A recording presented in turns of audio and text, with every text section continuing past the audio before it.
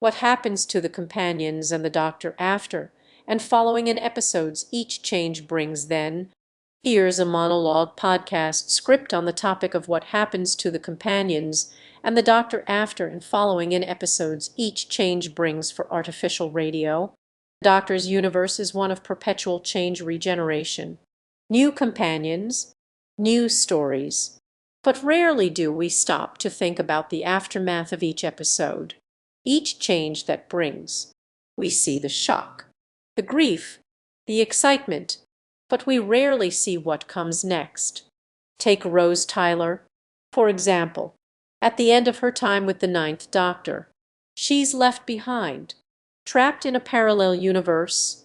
We see glimpses of her, frozen in time, but the question remains what happens to her when the Doctor is gone. Does she age? Does she get stuck in the past? Does she find a way to move on? The Doctor leaves, and she's left to pick up the pieces. Same can be said for the Master. In his various incarnations, he's always been a foil to the Doctor, a balance to his benevolence. But when he falters, when he fails, what happens to him? Does he get punished? Does he get rehabilitated? Or does he simply fade away? We see his crimes, his villainy, but rarely do we consider the human side of his story. And then there are the companions themselves. Martha Jones, Donna Noble, Amy Pond, Clara Oswald, each with their own story, their own struggles, their own losses. But when the Doctor moves on, what becomes of them? Do they go back to their normal lives? Or do they find a way to move forward, to overcome the trauma, the heartache they've experienced? It's not just the characters themselves, it's the world they occupy.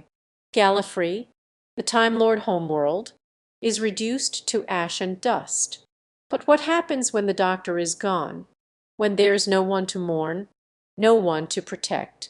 Does it simply collapse? Does it fade away? Or does it stumble forward, unguided?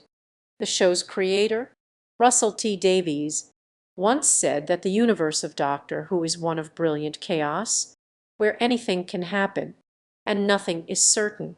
And that's true, to a point. The show is a whirlwind of stories, of characters, of emotions.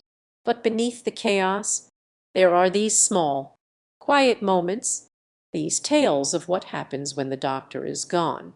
It's not just about the companions. It's not just about the villains. It's about the universe itself.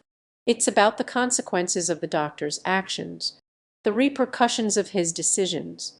And when he regenerates, when he moves on, it leaves us with a gaping hole, a question mark that refuses to be erased. The truth is, we don't know. We can't know, not fully. The show is designed to be a mystery, to be a puzzle with a constantly moving solution. And that's what makes it so captivating, so enduring. The uncertainty, the unknown, is what keeps us coming back. That unknown is also what makes it so thrilling, so satisfying. The knowledge that there's more to the story, more to the characters, more to the universe. It's this sense of mystery, of possibility, that keeps us hooked, that keeps us wondering. What happens to the companions when the Doctor is gone? What happens to the universe when the Doctor leaves?